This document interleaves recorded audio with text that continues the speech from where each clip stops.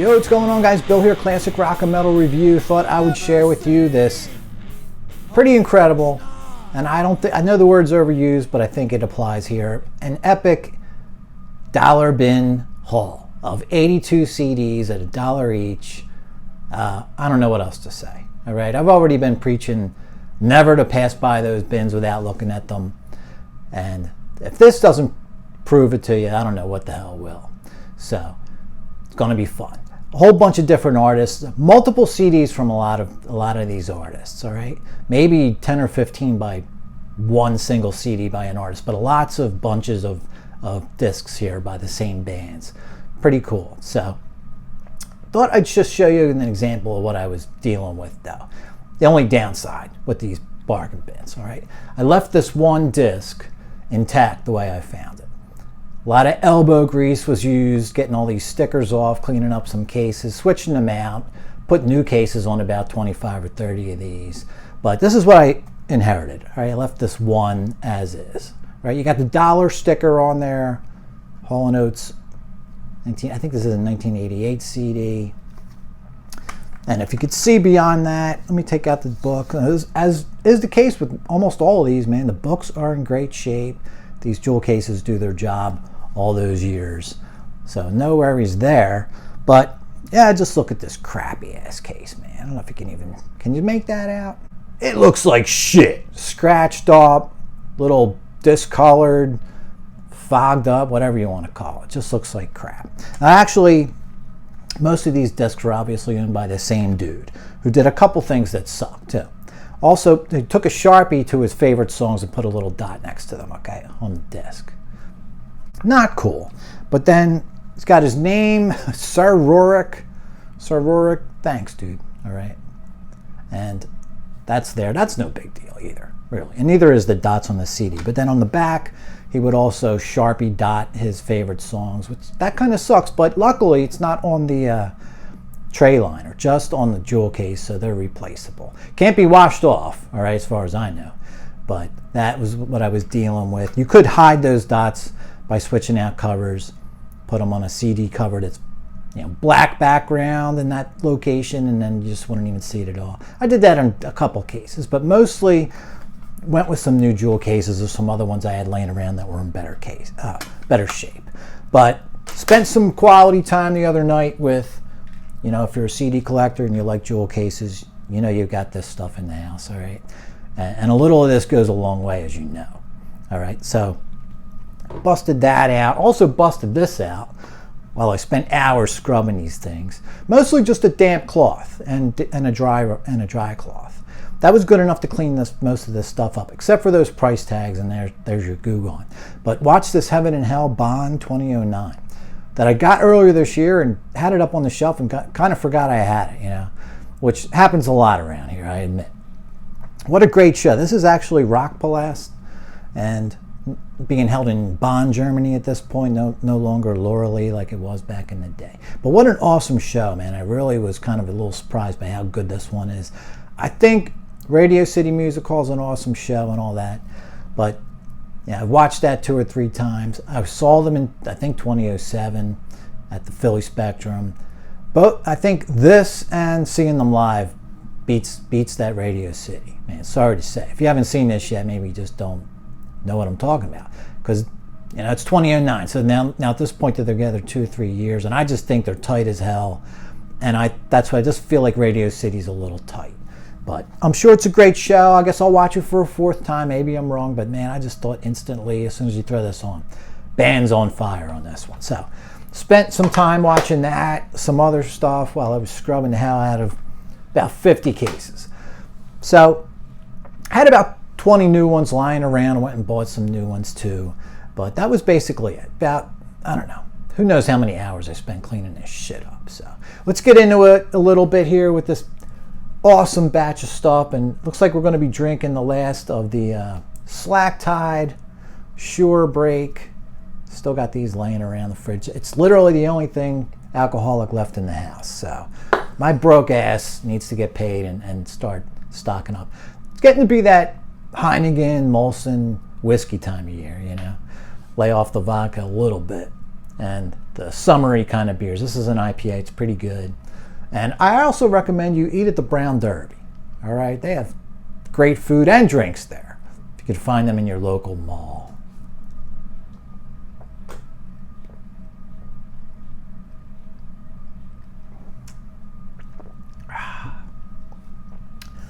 Delicious. All right, so gave you an example of what I was up against. They're all cleaned up now except for that one. Let me throw that over there before I forget about it. All right, so enough of the jewel case maintenance 101. Let's explore this haul. Now, guys, I have to admit, nothing's in here is a game changer. I have a list of 30 or 40 CDs I want really bad, and I'm out to get the best version of those I can get. That's not what this is really about either, honestly, in the first place. This is about filling holes and coming across random stuff you otherwise probably wouldn't seek out. You know, looking in these bargain bins. Expanding the palette, you know. When it's $1, $2, $3, who the hell cares if you don't even like it? Sell it right back to the store and get your dollar back or whatever. All right, but let me tell you, lots of early press versions here, some of them out of print entirely. I looked up the availability and cost of about half of these, all right, just for kicks. Now, I'll tell you what I know, and if you guys know anything more about some of these, you can enlighten me.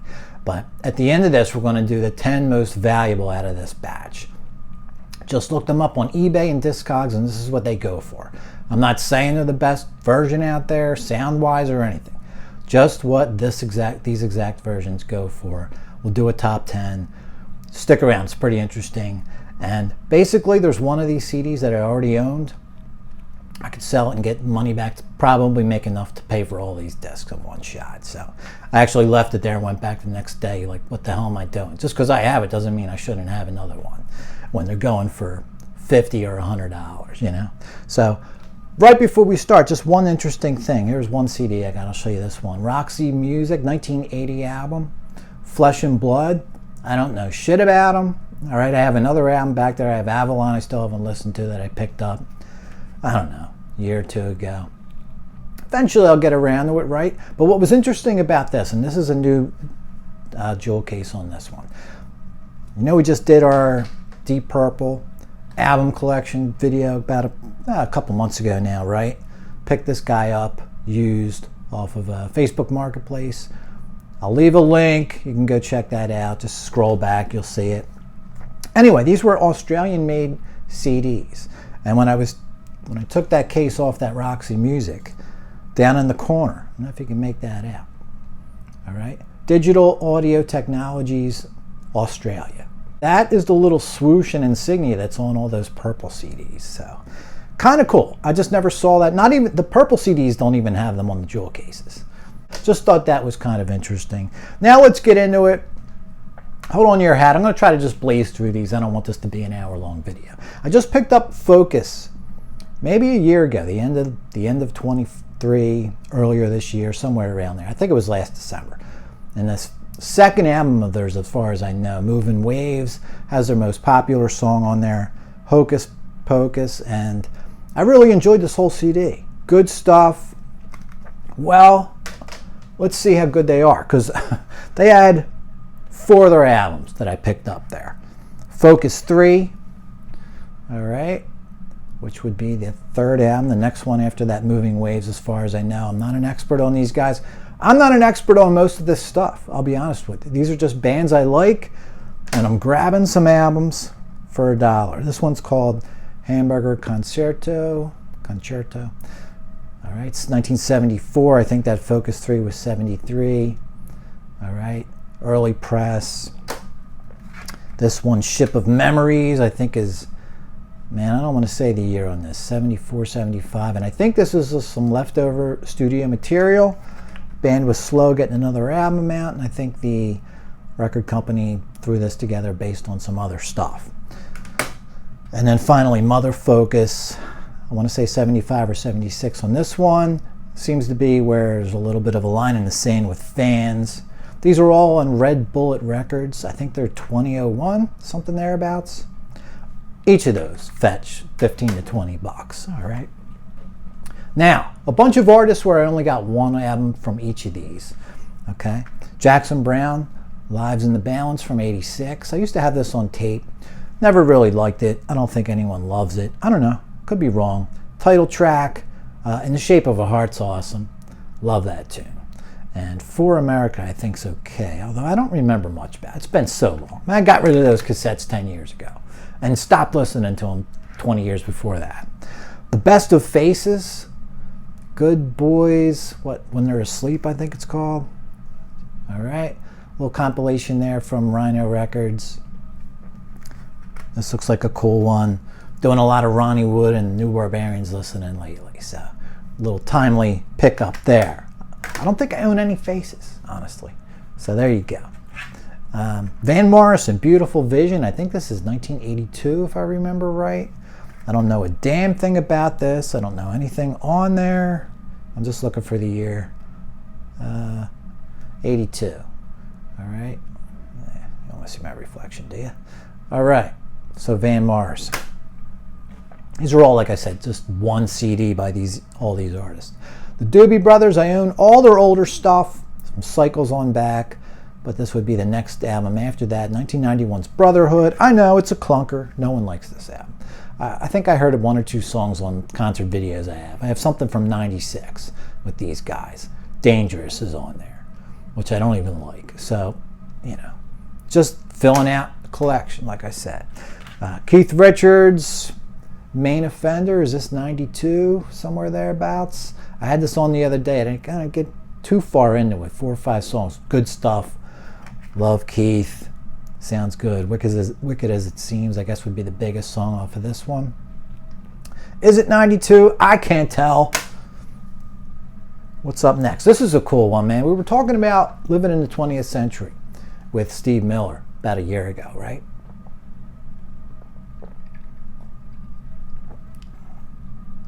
Here's the album before it, Circle of Love. All right. And I've never heard this album at all, so this will be a cool one. Nice pickup there. What's next? Jerry Rafferty. They had his best of, but I just decided to just pick up the City to City, the album with his 2 biggest songs on it. All right, Baker Street and Right Down the Line. I love picking up regular albums when I can. It's Right Down the Line, right? Yeah, it's on there. All right, cool one there. Some Dylan. This would be the oldest thing I got there. Highway 61 Revisited, 1965 classic. All right, got to grab that if you don't own it. Linda Ronstadt. Now it's a self-titled, but it's not. I don't think it's her debut album. I think it's a 1972 album. It might be like her 4th album or something like that, actually. So cool to pick this up as a standalone. All right, Rock Me on the Water by Jackson Browne's on there. And what else? I Fall to Pieces, or cover of that. Some Van Halen that I never heard before, unless there was songs on the radio. I think there was 1 or 2. Balance, VH, never owned this, never heard it. All right, of course you're going to pick it up for a damn $1, right? Yeah, why not? Now here's an album that I got around to listening to. Damn Yankees debut from 1989. I have a friend at work who plays this every now and then, and it's cool. I kind of liked it, I have to admit, and heavier than I would have thought, actually. I know who's in the band, and I remember, Higher or whatever, of course, but I really liked the first 2 songs were really good. Coming of Age, Bad Reputation, and a couple of others were really good on there. I don't remember by the title which other ones I really liked, but it was a heavier overall album than I would have thought these guys were capable of. And good, too. Forget heavy, just good. Bryan Adams, Into the Fire. I don't know anything from him, so just, checking it out. I think it might be, I don't even want to give you the wrong info. 80s, and Aftercuts Like a Knife. That's all I know about that one. Now this one, second album from Christopher Cross, of course, debuts, got 4 or 5 smash hits on it. Album of the Year and Song of the Year and all that crap. And then here's the debut that didn't do nearly as well. I think you got Think of Laura and All Righter on here. But nice to find this second album. This was actually one that I think's fetching at least $20. Kind of surprised me. Might even be more. Might have forgot about that. That probably should be on that top 10 list. All right, so that's just some single artists, single CDs. Let's get into multiple releases by people. Elton John, Empty Sky. I think this is 1969. I don't recognize any songs on there. Skyline Pigeon, I've heard that name, but I couldn't tell you that song. If I heard it right now, I want to know it by the title. Let's move ahead to 1980 with Elton. What's the name of this? 21 at 33. And the song off this, Little Genie, would be the hit off of this one. So I don't want to comment too much on these albums, guys. I only know some songs from the radio, and that is it. Lindsey Buckingham, Let's Go Insane with this asshole. This should be a cool one to hear. I only have Out of the Cradle. So let's get to the earlier albums. I think this one is 84. Title track, of course, is awesome. And Law and Order, this one I think has Trouble. And I think it actually says that right on the front cover there, featuring Trouble. So really happy to spot these. You know, I didn't spring for that album collection of his from a few months ago, which got mixed reviews. People aren't really happy with the sound. They aren't happy with the limited new material, if there's anything on there at all. And so here you go. I already got Out of the Cradle, grabbed the first two standalone discs for $1. Now on to some Bob Seger. You know, he was someone, man, I really loved Bob Seger back in the day, in the 80s, you know, like classic rock, late 80s, when I was sort of transitioning from being a metalhead into a bit of an everything head. But first it was loading up on knowledge of classic rock, and I was playing guitar, learning guitar, acoustic guitar, all right, and played a lot of Seger, Night Moves and all that stuff. But man, I really just got totally sick of him, I have to admit. I kept his CDs, Night Moves, Stranger in Town, and what's the other one? Against the Wind. Kept them. I haven't played those CDs in 20-some years. I ain't even kidding you. But anyway, been ignoring his ass for a long time. Let's go old school with Bob. 72, Smokin', OPs. A couple of songs on here that Bo Diddley I've heard before on the radio, of course, cover. If I Were a Carpenter, same thing. And no real hits on here as far as original material. Let It Rock, I think that was on the live album. But there you go, Smokin' OPs. And this one I have on vinyl, you can see it up there behind us. But nice to get it on CD for the first time, Beautiful Loser. Good album here, Kathmandu, title track's cool. And good one, if not fantastic, but I kind of love having it on CD, man. I haven't spun that vinyl forever. And moving ahead past what I used to have by him into the 80s. 82 with The Distance. And I think Even Now's the big hit on this one, the opener. Not sure if anything else was did much damage. And it's really printed small. Can't help you there. All right, some Bee Gees. There's going to be some more Bee Gees in that top 10 list of most valuable discs. But this one here, Idea, 1968. You had a few different hits here. What do we got? I Gotta Get a Message to You. I Started a Joke. That would be among their biggest hits from the 60s right there. All right, cool one. They also had Cucumber Castle, which I already have, but that would have been a nice pickup had I not already owned it. And some 70s stuff, Spirits Haven't Flown. Now this one, I could tell you, this is the disco era, as you can see. And I'm all right with the disco era, but not with some of those songs are just beat. You know, and I would consider Tragedy to be kind of beat. That's on here. So this doesn't look like to be one of my favorites. What's the other album they have? Spirits Haven't Flown. I'm forgetting the name of the other one that I really like, but Love You Inside Out's pretty good. Spirits Haven't Flown and Too Much Heaven. All right, on to Jefferson, as in Airplane and Starship. I got a bunch of CDs from both bands, starting with the final CD as far as the regular albums by Airplane, studio albums. Long John Silver, I think it's 72. All right, did I listen to this? No. Thought I might have, but I didn't. Or did I? I might have. I might have started it. It's good, from what I heard. 30 Seconds Over Winterland. I think this is their final album, live album. And later stages here. Crown of Creation would be the only song that I would consider a Jefferson Airplane hit. Nice long version of Feel So Good, 11 minutes. On to Jefferson Starship, Dragonfly. Is this 74, I want to say? Pretty damn happy with those Starship albums I've picked up in the last few years. Red Octopus, all right? Ride the Tiger, that's killer. Caroline, that looks good. Freedom at Point Zero, all right? What do we got on this? We got Tiny Print. Come on, man. I can't even see on this one. Oh, Jane's first song. All right, there's your biggest hit on Freedom at Point Zero.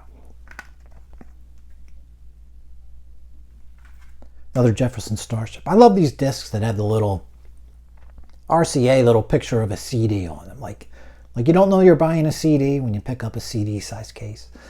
And what do we got on this one? Winds of Change, sorry. This one's 82, I think. Yeah, 82. Can't really say I know any of these songs by the names. All right, we got 3 more piles to go. Let's get it moving. Robert Palmer. Picked up, the hell album was it? Riptide by him. Man, that's a damn good one. Really enjoyed that. Well, I got 5 more albums from him to check out. 70s up to 83. Pressure Drop. Don't ask me the year. It's from the 70s. Or maybe I'll give it a whirl here. Let's see. Nah, taking too long. I think that's his second album or third album. Then we got Some Girls Do What They Like. All on Island Records. Robert Palmer. I love his just blend of styles, man. You know, he's rock, he's pop, he's reggae. He just does his own thing, and it's a cool thing. I kind of like it, man. Double Fun. I don't know if we're 78-ish or so. I'm just ballparking it there at this point. I did put them in order at the time, but I don't feel like wasting our time trying to read years off of these. This is a half live, mostly live, and I think a handful of new songs called Maybe It's Live. I think it's from 82. All right. Sneaking Sally Through the Alley live version. A little bit of a mixed review on this. Some people love it. Some people hate that it's half live, half new songs. And then finally 1983's Pride. Not sure if there's a hit on this one. I don't know. Title track maybe. I don't know. Going by Sir Rorik's little dots. We got three dots on this one, but I know that doesn't mean shit. All right, on to one digipack that was in this bunch. Now these are obviously spun out of order here, so I'll just show them to you the way they are stacked here. Santana, I got 4 total CDs, but Santana 4. A lot of this stuff, as you can see, 70s and 80s, but this, I think, 2016 album, if I'm not mistaken, sort of reunion. All right, I got the video of this concert, which I think it's okay. I think it could have been better and really doesn't feel like a band, you know. Maybe they could have toured first before doing that live concert. I don't know if they did or didn't. It just doesn't seem and feel really together. But still good. I'm not saying it's horrible, but I was expecting a little more. Maybe the CD will do a little more justice to this reunion than that video. And Deva Dip Carlos Santana. I know I'm saying that wrong. This is a 1980 album called The Swing of Delight. Does Carlos Santana ever disappoint you, man? He just is just a, man, what an artist. Everything I get from him I love, so I was happy to pick these 3 up. Havana Moon, 1984, I believe, on this guy. That should be cool. All this stuff's cool, man. Who are we kidding here? It's all going to be awesome. Santana, finally, one called Freedom from 1987. All right. I think we have Buddy Miles singing on this one. I read something about that. And mixed reviews on this one. People either love it or don't love it, seems like. Not a whole lot of in between, but I'm going to be checking that out. Some Steve Winwood. We got 3 different CDs.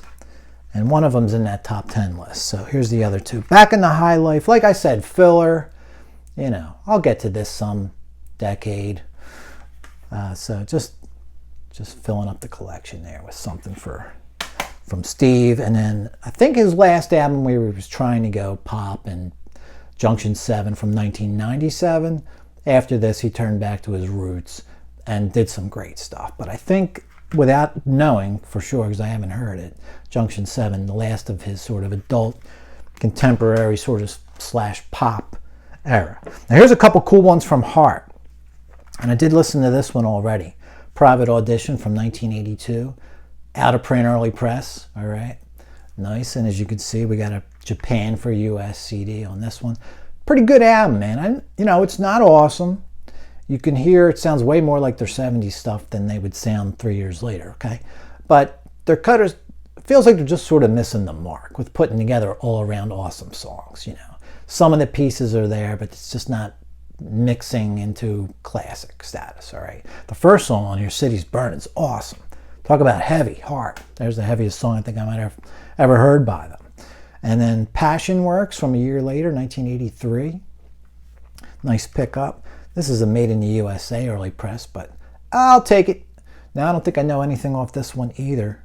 All right, as far as that, these albums were light on hits. All right, they didn't do great as far as radio airplay. So now let's move to an artist where I think I got 7 of her CDs, or 5 of them are here, and 2 of them are in that top 10 most valuable discs list. But I'm going to need a beer.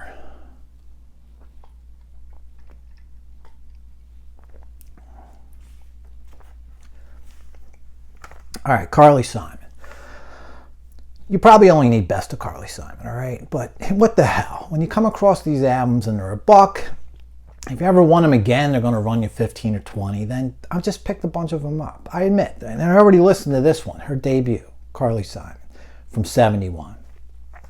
Big hit with That's the Way I've Always Heard It Should Be. And after that, 0 hits, because the songs aren't all that great. It's okay. But there's 2 or 3 others that are pretty good. But overall, it's not a pretty run-of-the-mill pop record, middle of the road musically. Okay, nothing really amazing here, but it's kind of cool to pick that one up and hear it. Then on to Anticipation. Don't ask me what year, who cares? I think it's 72. And let's see, we got anything else? That's the only song I know is the title track, or Legend in Your Own Time. That's also pretty good. Really good. One called Hotcakes. This is 74. I think we had a couple more hits on this one. Can't figure it out. Can't read it. And then on to Boys in the Trees. What are we with this album? This might be 70s, like 78. You Belong to Me, which of course Doobies did too. We got anything else on here?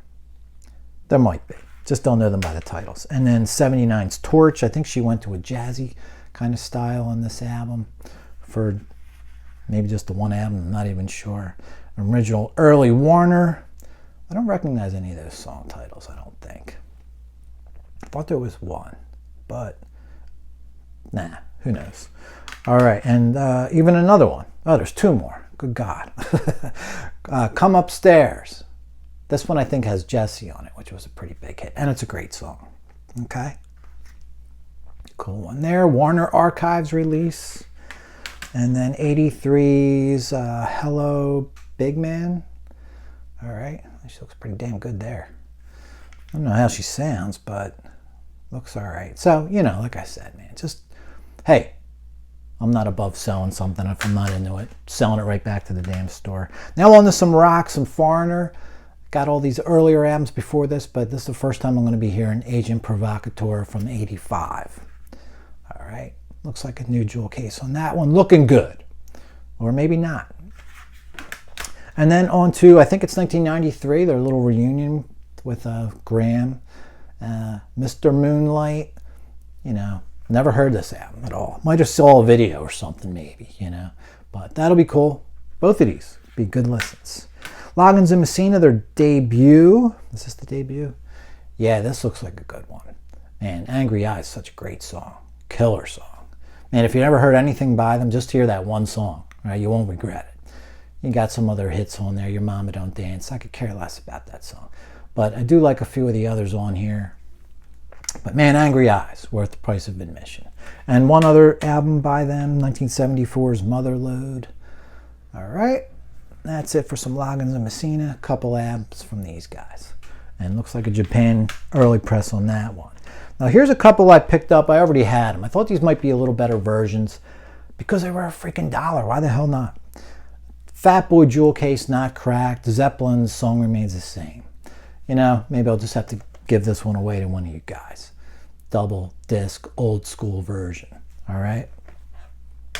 I just couldn't not buy it for $1. And same with this one, even though this album kind of stinks. Delicate Sound of Thunder from Floyd. Your Fat Boy again. And, you know, of course they came out with that fuller version with that later year set. Now I bought that as a standalone just because it was actually really pretty good. Hearing the entire concert as opposed to this edited almost half a concert was so much more satisfying than this thing. I couldn't resist it for $1. All right, here you go, guys, some more Prog. Now, I didn't know who these guys were, but I had a feeling they were worth buying, and I think I was right with that. This band Nectar. Wasn't sure if they were hard rock, metal, prog. I think so. They are a prog band, all right, from Germany, I believe. And here's one called Recycled. Not really sure what's up with that. This might be leftover tunes or something or other. And then we have a best of that's just called Nectar. I think all these CDs are on this Bellafon label. Okay, so these are all go for about $20. All these I'm about to show you by Nectar. And here's one called Magic is a Child from '77. Be cool to check this one, all these out. Now I have to tell you, I never heard one damn note of these guys. Just really just went on the gut instinct, picking these up. All right, and then they actually had a 2001. Let's fast forward to The Prodigal Son, and this one fetches $20, $30, I think, on eBay, etc. Imported from Germany. So there you go. Some Nectar 4 CDs from some more Prog. And we got a Jay Giles Band album called Monkey Island from '77. This one album, they were just called Giles for some reason out of their entire catalog. That'll be cool. Early press there, worth a couple bucks. A slew. And this will actually be the last 8 CDs to show you. A slew of Hall & Oates. Some I really wanted, others I really didn't care much about, but for $1, why not just complete the collection? I think I have all their albums at this point. But let's go back to '77's Beauty on a Back Street. I used to have it on used vinyl. I couldn't get into it. I threw it on the other day on this CD on. Pretty good. Better than I remembered it. Not saying I love it, but it is pretty good. There's a bunch of good songs on here. And knowing what I do now about Hall recording sacred songs at '77, there's some little influences of Prog here and there in this, you know, but it doesn't get taken too far the way Sacred Songs probably did, I think. This one, I kind of like it, different for them and not too out there. Next up, Along the Red Ledge. Never heard a note of this. One's from '78. Tough to find this one on CD. All right, now this one I think is a promo CD if I remember right. It's right on the it says not for sale right down on the bottom of the disc. So that's the only indication it's a promo disc though. All right, and maybe the cut hole in the thing there. But next, let's fast forward to '85, Hall & Oates Live at the Apollo, which I thought was all old school covers, you know. So luckily, to my surprise, you got a couple of just Hall & Oates songs on there. It's only really half old Motown stuff and then half Hall & Oates. So it's kind of better than I expected, all right? So grab that live album from '85. Big Bam Boom. Now we're getting silly, all right? I admit. I'm not a big fan of once they got to this point. I think this is '86 maybe, '85, '86, something like that. All right, Method of Modern Love. The worst opening song I've ever saw at a concert. I mean, come on. Are you kidding me? Daryl Hall solo album. Now I just saw he's got a solo tour coming out, so maybe I'll try to catch that. Daryl Hall and Three Hearts in the Happy Ending Machine from '86. All right, that should be a fun listen. Never heard anything. I think you might have had a minor hit off of that though. We got '88's Change of Season. Easy to find this one. No big deal here. This is a $1 CD that's worth $1 for sure. And then fast forward to Our Kind of Soul. Where are we at now? Late '90s, early 2000s, something. And Do It for Love. Just looking at them on the back. I'm guessing this is the more recent album. I don't know. Who knows? I don't want to give you the wrong info. I'm guessing a lot on this show. And let's go to the top 10. And also, of course, that, ooh yeah, whatever year this thing was. 1980. No, this one's 88. So change of season might be 90. All right, so let's do a top 10. Shit, I buried them behind 78 other discs. Where are they? Oh, they're over here. All right, let's do a top 10 here, man. This is just from going to eBay and Discogs and looking for these exact versions and what they go for. All right, the cheapest they go for.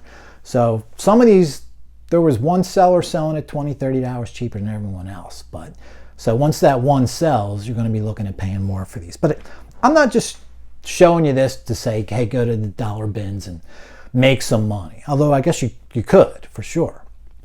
But you won't get hurt. All right, that's all I'm trying to say here.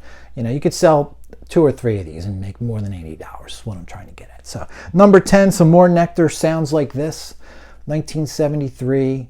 Now there's a 2022 remaster out there that comes with bonus tracks. That's $25. But out of print original 1990 Belafonte is going to start at, it's $35 to $40 on eBay. Okay. Cat Stevens, Is It So, 1977. There's a new remaster of this. I don't think there's bonus tracks on it, but that's $20. That's available on Amazon. Early press, original A&M. This starts at $25. Daryl Hall, John Oates, Ecstatic. I think this is 79. This is an interesting album because there's multiple versions of this out there on CD. All right. This is actually a Japan version from 1997. Okay, there was a 2016 Japan import with bonus tracks out there. You can still get that easily, $15 or less. The 2000 remaster on Buddha that has bonus tracks is going to run you more like $30. But I'm not seeing this one at all on eBay. It's only on Discogs and starts at $30. So 1997 version of Hall & Oates Ecstatic. All right, Japan press, which is really kind of cool. Like it's got the whole, all that writing there is in Japan. I know you can't make it out, but trust me. Next up, some more Carly Simon album called Spy, 1979 album. New remaster of this, $20. Early presses start on eBay for $25. All right, she's still on Warner at this point. Doesn't appear to be. Elektra is silent, but find that version, $25. Starting price. Some Bee Gees, Mr. Natural, 1974. I just picked this up on vinyl earlier this year. There's a new remaster for $30 out there. This original old school Polydor, however, going to start at $35. Okay. Next up, some more J. Giles Band, The Morning After. I think this is their second album, 1971, sorry. It's out of print entirely. You can get a slipcase version that came out of a bigger box set. That's going to run you $25. But this early press jewel case version starts at $40. Steve Winwood, some more Winwood. This would be his solo debut. It's out of print.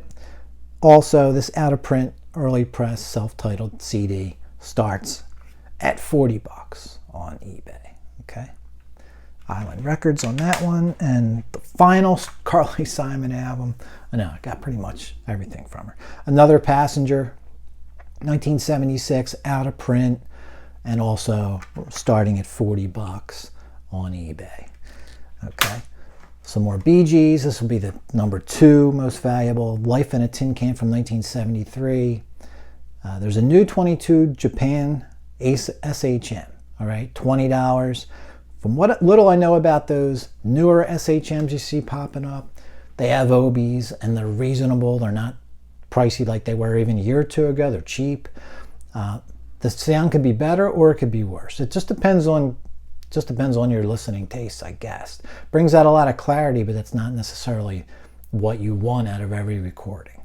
Anyway, you can get the newer version for $20, but the bottom line is, the whole reason I'm telling you about these early presses is this early press goes for $50, okay? And There we go. We do got one little Sharpie mark on this guy, but all right, well, 47 bucks. And then last but not least, man, this is the big one. Daryl Hall and John Oates' War Babies on Wounded Bird.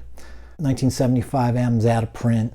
There was more recently a digipack version that came out in Europe. That starts in the $40 or $45 range. All right.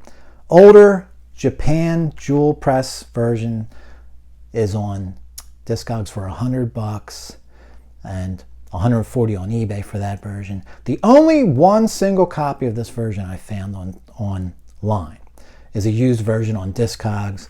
They're asking $100 for it. So guys, there's this and there's this, which I already have. So I'm probably just going to throw this up on eBay myself and make, who knows, 50 bucks or whatever. Pretty much enough to pay for this load. Maybe I'll even ask more. Who knows? Who cares? All right, guys, that's going to do it. There's your epic bargain bin dumpster dive haul. 82 discs for $1 each. What are you doing walking by those things? Yeah, bring your glasses. You're going to need your readers. Bring a beer and bring a couple dollars. And that's all you're going to need for a lot of these places, all right? So hopefully you kind of dug that. But like I said, it's not really about getting stuff cheap. It's about filling holes in your collection. In this case, finding some early press is hard to find, but expanding the musical palette a little bit, running into some bands you probably wouldn't specifically seek out when you walk into a record store. Robert Palmer, Focus, all right? That's more of the fun of it for me, really. So, guys, that's going to do it for now. See you next. Should be a Sabbath update coming soon. And everyone, cheers. Stop by your local Brown Derby, okay? Check your local mall. Catch you later.